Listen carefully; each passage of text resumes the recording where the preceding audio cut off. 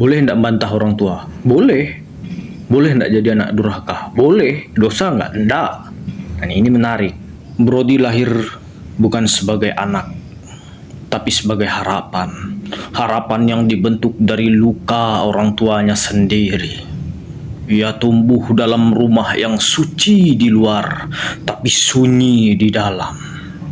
Semua harus sesuai, harus patuh, harus jadi seperti yang sudah dirancang. Jangan banyak tanya, jangan lawan orang tua. Kalau kamu membantah, itu dosa, neraka nunggu kamu. Dan Brody percaya, ia mencoba jadi anak baik, anak yang nurut, anak yang tak membantah. Ia mengubur pertanyaannya, menyumpal mulut hatinya sendiri.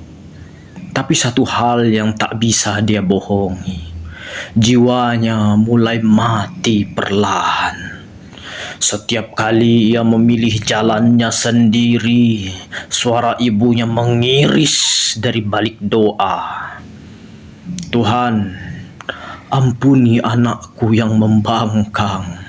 Setiap kali ia ingin jujur, tatapan ayahnya seperti vonis.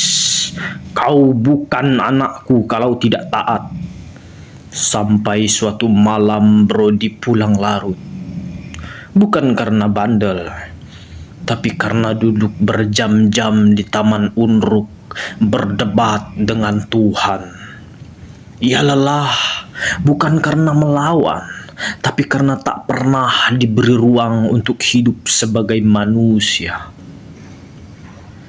Ia ingat kisah Ibrahim, bagaimana seorang anak menolak ayahnya yang menyembah berhala.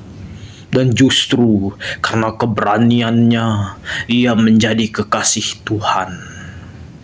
Brody menangis bukan karena sedih, tapi karena untuk pertama kalinya ia sadar cinta bukan berarti patuh membuta. Dan Tuhan tak pernah memintanya untuk menghapus dirinya demi menyenangkan orang tua. Ia pelan-pelan menulis surat, bukan surat perlawanan, tapi surat kejujuran. Ayah, ibu, selama ini aku bukan anak durhaka. Aku hanya ingin mencoba hidup dengan jiwaku sendiri. Aku ingin mencintai kalian tanpa harus kehilangan diriku. Dan kalau itu disebut dosa, biarlah aku berdosa dengan tenang. Daripada aku suci tapi hampa.